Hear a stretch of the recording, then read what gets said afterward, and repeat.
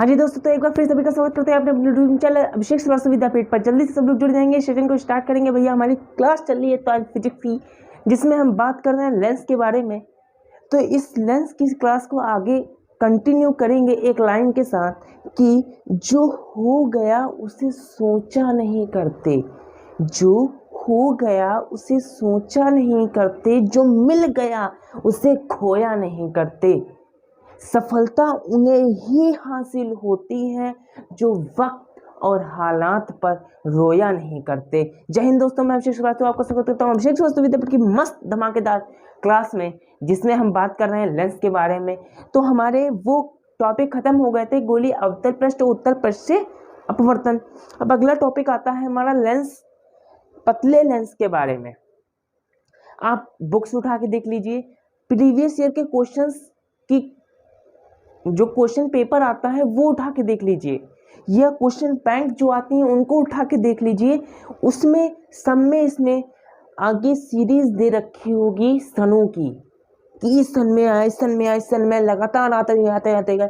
तो बहुत important topic है ये हमारा लेंस मेकर फॉर्मूला, जिसको हम कहते हैं, या पतले उत्तल लेंस की फोकस दूरी इसको कहते हैं, को हम आज सॉल्व करेंगे। आज बिल्कुल मक्खन करेंगे इस टॉपिक को। तो बढ़िया से इस सेशन को स्टार्ट करेंगे। इस बहुत अलग अलग तरीके से ये क्वेश्चन आता है, बहुत अलग अलग तरीकों से ये क्वेश्चन आता है। तो जल्दी से उस क्वेश्चन को लिख लेंगे, फिर आगे स्टार्ट करेंगे, इस क्लास को कंटिन्यू करेंगे। पहला आता है क्वेश्चन नंबर फर्स्ट, पतले उत्तल लेंस की फोकस दूरी ज्ञात करो। पतले उत्तल लेंस की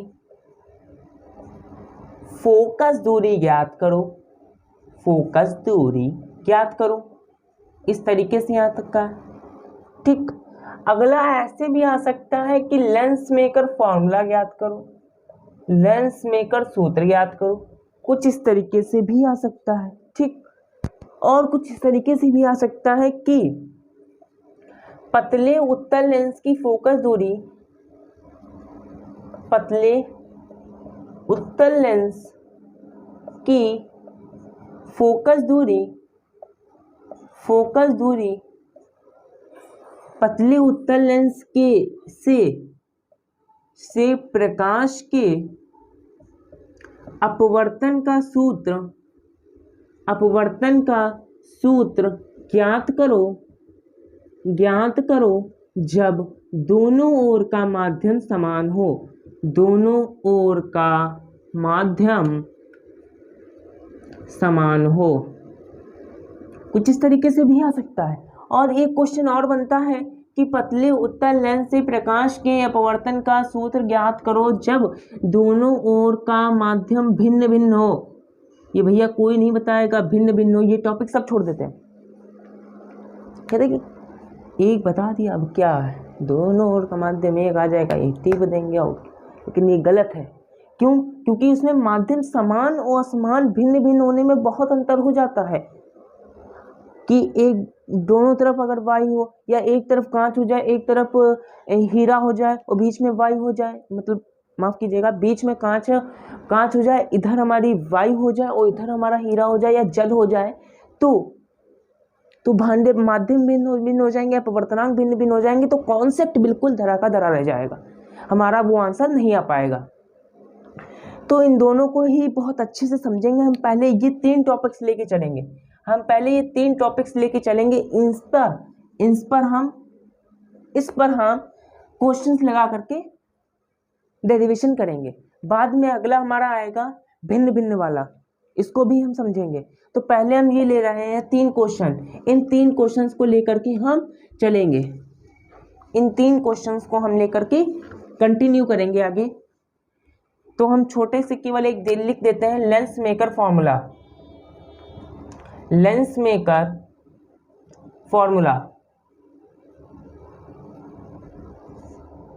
लेंस मेकर फॉर्मूला। इस फॉर्मूले को हम कंटिन्यू करेंगे आगे। तो इस फॉर्मूले को हम कहते हैं पतले उत्तल लेंस। वो कह रहा है तो उत्तल लेंस हम बना लेते हैं। क्यों बनाएंगे उत्तल लेंस? क्योंकि physics is equal to figure, मतलब कि फिजिक्स कॉन्सेप्ट पे आधारित है। अगर कॉन्सेप्ट क्लियर नहीं है तो फिजिक्स नहीं आई। तो फिजिक्स कॉन्सेप्ट, तो कॉन्सेप्ट कैसे क्लियर होगा? फिगर से। हम उसका डेरिवेशन करेंगे, लेकिन जब हमें फिगर बनाना नहीं होता होगा तो हम नहीं कर पाएंगे। अगर आपने पेपर में डेरिवेशन किया पूरा और फिगर आपका गलत बना है तो आपको नंबर नहीं मिलेंगे, लेकिन अगर आपका फिगर बिल्कुल करेक्ट बना है तो आप डेरिवेशन कर लेंगे, पूरा पूरा डेरिवेशन हो जाएगा, कहीं पर गलती नहीं मिलेगी आपको, कहीं पर गलती नहीं होगी अगर आपका फिगर सही बना है। फिगर मतलब कि कॉन्सेप्ट क्लियर है। तो कॉन्सेप्ट क्लियर करते हैं किससे? फिगर बना करके। उत्तल लेंस से, उत्तल लेंस मतलब कि बीच में मोटा किनारों पर पतला, बीच में मोटा और किनारों पर पतला जो होता है उसे हम उत्तल लेंस कहते हैं। क्या कहते हैं? लो भैया 1 मिनट रुक जाइए रो।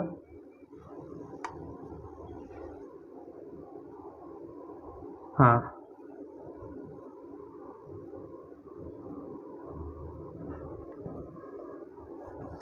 उत्तल लेंस बनाते हैं। ये फिगर बहुत बेहतरीन बनना चाहिए, थोड़ी सी भी गलती हो जाएगी तो फिगर गड़बड़ हो जाएगा। ठीक, ये हमने बना लिया एक उत्तल लेंस। फिर हम इसकी प्रिंसिपल एक्सिस बनाते हैं। क्या बनाते हैं? एक प्रिंसिपल एक्सिस बनाते हैं। ये हो गई इसकी प्रिंसिपल एक्सिस। अब क्या होगा देखिए, इधर हमने ये गोला इधर पूरा हो रहा है, ये गोला इधर पूरा हो रहा है, तो इसका प्रकाशिक केंद्र या मुख्य केंद्र यहाँ पर होगा, इसको हमने C1 मान लिया। क्या मान लिया? C1 मान लिया। फिर इसका गोला इधर पूरा हो रहा है, मतलब ये गोला ऐसे पूरा होगा, तो इसको इधर होगी त्रिज्या इसकी, इसका केंद्र इधर होगा, यहाँ पे इसको C2 मान लिया। ये R1 है तो R1 त्रिज्या का एक गोला है ये, और ये R2 त्रिज्या का एक गोला है। ये R1 त्रिज्या का एक गोला है और ये R2 त्रिज्या का एक गोला है। यहाँ पर ये है हमारी P1 और ये है P2, जहां से हम सारी दूरियां नापेंगे। ठीक है, अब क्या करते हैं भैया, हमने कहा था अभिलंब खींचा जाता है, कुछ भी हो जाए अभिलंब जरूर खींचा जाएगा। जब तक अभिलंब खींचेंगे नहीं आप किरण को डाल सकते नहीं है। तो देखो इसको हम A मान लेते हैं। A, एक मिनट, इसको हम मान लेते हैं A, इसको मान लेते हैं हम B। ठीक, इसको A मान लेते हैं, इसको B मान लेते हैं। अब देखिए हम ये किरण खींचते हैं। अब ये किरण हमने खींची, अभिलंब डाला हमने, ये अभिलंब हमने डाला इसके लिए, इस किरण के लिए, इस अक्ष के लिए AP1B के लिए ये अभिलंब हो गया। फिर ये अभिलंब हो गया AP2B के लिए, ये अभिलंब हो गया हमारा AP2B के लिए, ये अभिलंब हो गया। ठीक है, अब उसने हम मानते हैं कि ये O बिंदु जो है ये एक प्रकाशिक केंद्र है U दूरी पर, माफ कीजिएगा प्रकाशिक केंद्र नहीं, एक वस्तु दे रखी है O बिंदु पर जिससे प्रकाश किरण जाएंगी। अब भैया प्रकाश किरण कैसे जाएंगी बताओ? प्रकाश किरण एक बिंदु से बहुत सारी किरणें निकलती हैं, लेकिन हम 2 किरणों को मानते हैं, जो एक तो मुख्य अक्ष के समांतर जाती है, लेकिन जब वो बिंदु सीधी बिल्कुल सीधी, ये बिंदुवत है मतलब ऐसे जाएगी, और एक किरण जो होती है वो प्रकाशिक केंद्र से बिना विचलित हुए सीधे चली जाएगी, मतलब वो किरण ऐसे बिल्कुल सीधी चली जाएगी। ठीक, तो हम पहले मानते हैं, पहले उस किरण को बनाते हैं ऐसे। तो भैया अभिलंब कौन सा है? ये किरण पहले AP1B पे जाएगी, AP1B का अभिलंब कहाँ है? ये इस पर आपतित होगी, देखो इस पर आपतित हुई, इस पर आपतित हुई, ये किरण जो थी वो इस बिंदु पर आपतित हुई। इस बिंदु पर आपतित होने के बाद ये क्या है, इधर ये माध्यम समान है, दोनों ओर का माध्यम समान है, माध्यम समान है। जब माध्यम समान हो, जब माध्यम समान हो तब की बात कर रहे हैं हम, जब माध्यम समान हो तो ये क्या होगी, विरल माध्यम से सघन माध्यम में जाएगी, अभिलंब की ओर झुक जाएगी। देखो ये झुकी, ये झुकी, झुका, ये झुक गई।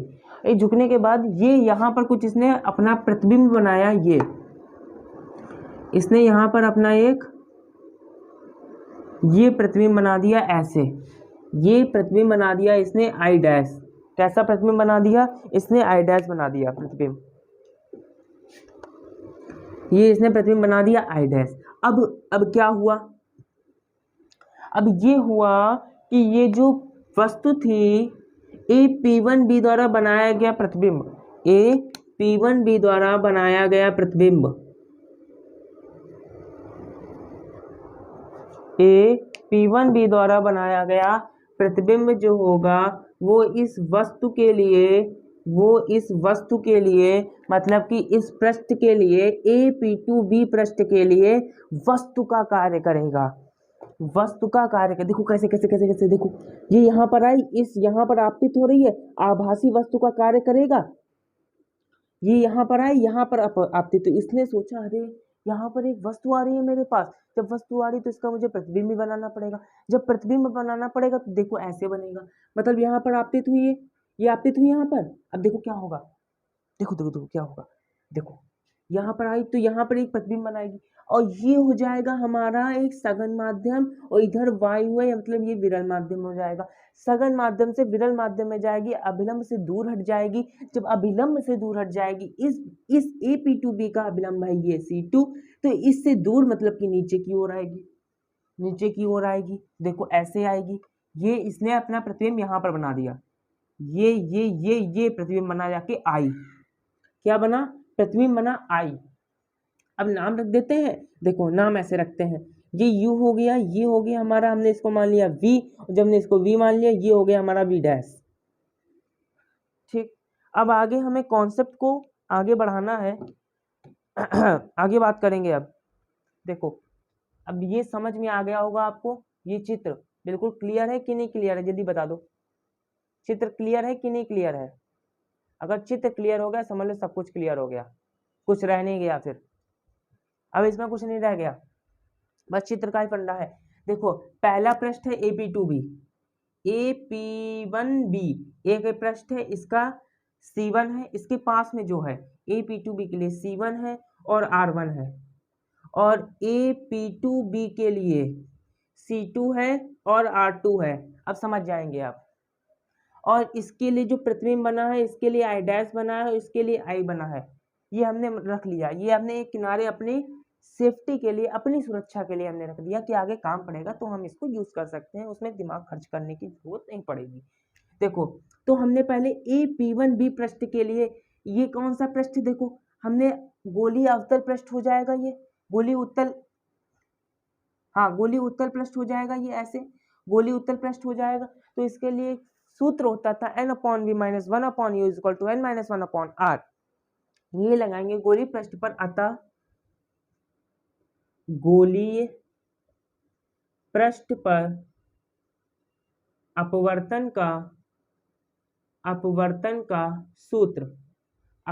का सूत्र होता है N/V - 1/U = N - 1/R, ऐसा होता है। और देखो अपवर्तनांक n है, तो n देखो वस्तु जो थी वो एयर से ग्लास में गई थी, तो ANG लिख देंगे, इसको लिख देंगे। और वस्तु का प्रतिबिंब जो था वो कैसा बना है, देखो वस्तु का प्रतिबिंब कहाँ पर बना है, I डैश बना है, I डैश V डैश दूरी पर है, तो इसको हम V डैश लिख दें, माइनस का वस्तु जो है वो 1/U पर है, ठीक है। ANG हो जाएगा ये माइनस का 1/, और ये जो है इसकी त्रिज्या क्या है, R1 है। इक्वेशन नंबर फर्स्ट बन जाएगी। अब यहाँ पर लिख देते हैं, कि पृष्ठ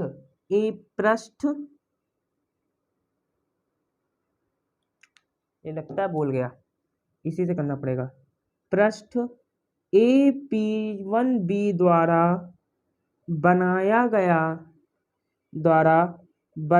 गया प्रतिबिंब P2B के लिए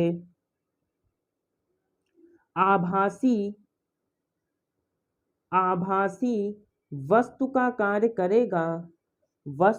कार्य करेगा। ये देखो हम वही लिख रहे हैं जो हमने इसमें किया, किया तो करेगा, बनाया के लिए प्रतिबिंब I डैश जो है वो P2B के लिए आभासी वस्तु का कार्य करेगा, और प्रतिबिंब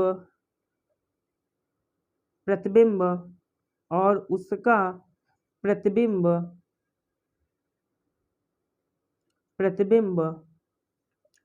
I पर बनेगा, ऐसा कर देंगे। तो इसके लिए भी एक सूत्र लगेगा। देखें आपको दिखेगा नीचे का, इसके लिए भी एक सूत्र लगेगा, इसके लिए भी एक सूत्र लगेगा। तो देखो इसके लिए आ जाएगा n/v माइनस का ऐसे, तो इसके लिए हो जाएगा यहाँ पर, ये कहाँ जा रही है, ये ग्लास से एयर में जाएगी, तो GNA अपॉन में ये इसका हो जाएगा v माइनस का 1/u, u क्या हो जाएगा, v डैश हो जाएगा कि नहीं हो जाएगा बताओ। क्यों?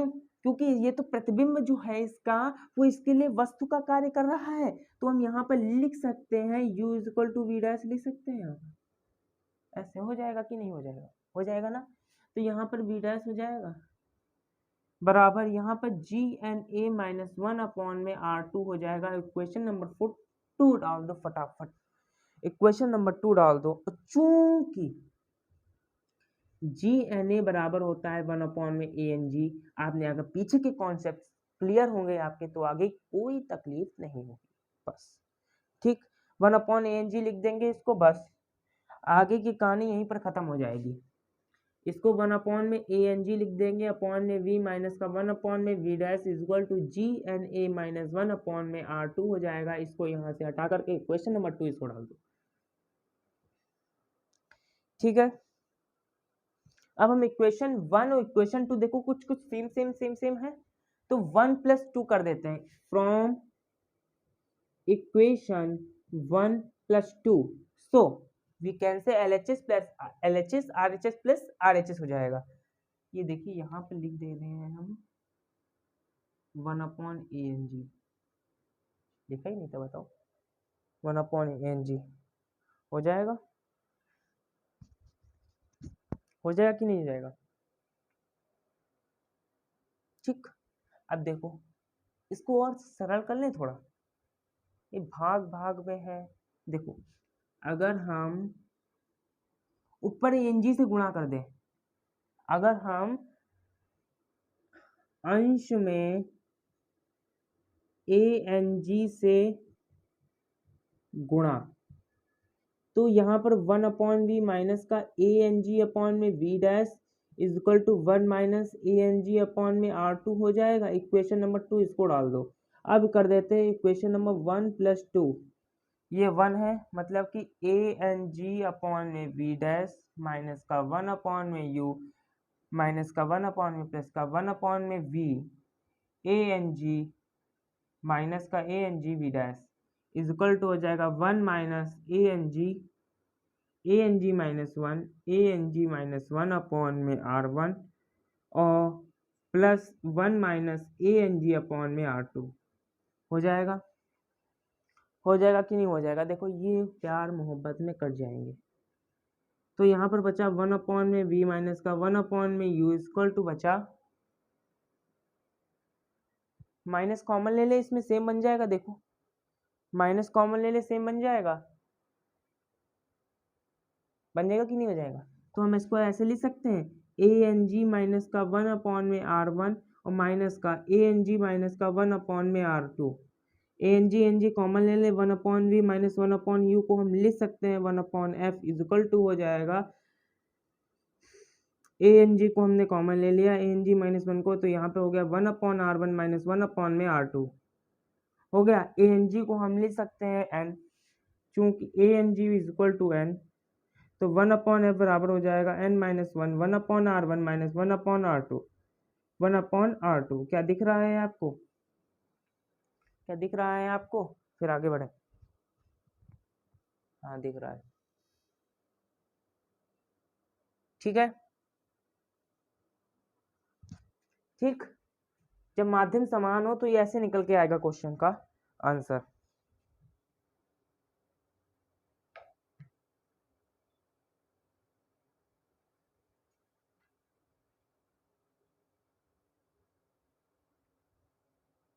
ठीक, take a screenshot for that. यहाँ पर एक और कॉन्सेप्ट लगा सकते हैं, एक और कॉन्सेप्ट लगा सकते हैं, बताओ कौन सा, बताओ कौन सा। हम ऐसा कॉन्सेप्ट लगा सकते हैं, हम यहाँ कह सकते हैं कि जब वस्तु अनंत पर हो, यदि वस्तु अनंत पर हो तो प्रतिबिंब जो होगा वो फोकस पर बनेगा दूसरे। तो हमने पहले पढ़ा था कि जब वस्तु अनंत पर होती है तो उससे जो प्रतिबिंब बनता है वो फोकस पे बनता है, या फोकस पर स्थित वस्तु का प्रतिबिंब अनंत पर बनता है। तो हम ऐसे रख सकते हैं, ये 0 हो जाएगा और ये 1/f आ जाएगा। इस तरीके से भी हम कर सकते हैं। ठीक ठीक है कि नहीं? ठीक है, बताओ। ठीक है,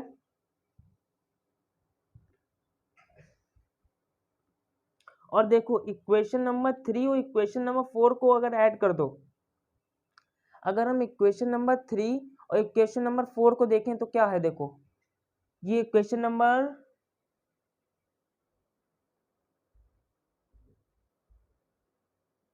3 है। एक मिनट रुक जाइए जरा। इक्वेशन नंबर 3 और इक्वेशन नंबर 4, इक्वेशन नंबर 3 नहीं 2 रखो, नहीं 3 रखो, ang-1 वाली, और उसके बाद इक्वेशन नंबर 4 देखो, ये देखो ang-1 और यहाँ पे ang-1 करें अगर, तो ये और ये सेम है। हमने यहाँ पे रखा तो केवल यही है, ये और ये सेम है, तो 1/v minus 1/v equal to 1/f आ जाएगा। हो जाएगा कि नहीं हो जाएगा? तो यही बस हम निकाल सकते हैं कि पतले उत्तल लेंस की फोकस दूरी भी ऐसे निकाल सकते हैं 1/f, सॉरी माफ कीजिएगा, पतले उत्तल लेंस की नहीं, केवल उत्तल लेंस की फोकस दूरी होगी 1/f बराबर 1/v माइनस 1/u। कैसे हम लिख सकते हैं, इसको मान लें इक्वेशन नंबर 3, इसको मान लें इक्वेशन नंबर 4, इसको मान लें इक्वेशन नंबर 4, इसको मान लें 4, ये सेम तो है। अगर करेंगे फ्रॉम इक्वेशन 3 एंड 4 तो बन जाएगा 1/f बराबर 1/v माइनस का 1/u। हो जाएगा कि नहीं हो जाएगा? तो ऐसे भी हम निकाल सकते हैं भैया। यही बस समाप्त होता है लेंस मेकर फॉर्मूला। यही है हमारा लेंस मेकर फॉर्मूला, देख लो एक बार ध्यान से।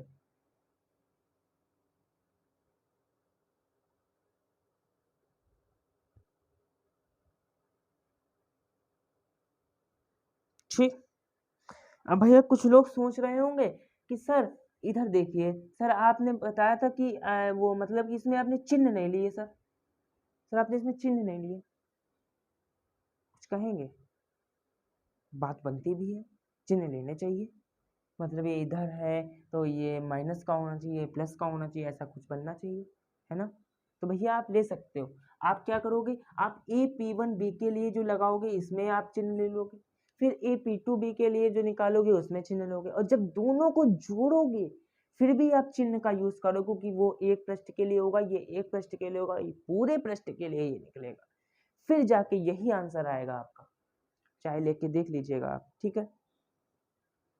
तो यहीं तक रखें, नेक्स्ट सेशन में फिर बात करेंगे हम लेंस मेकर फॉर्मूले की, नेक्स्ट सेशन में बात करेंगे, मतलब कि जो माध्यम अलग अलग हो, भिन्न भिन्न हो, तब क्या होता है। ठीक, तो आज के लिए इस सेशन को यहीं पर समाप्त करते हैं, मिलते हैं नेक्स्ट वीडियो में जिसमें हम बात करेंगे भिन्न भिन्न माध्यम में वस्तुओं को।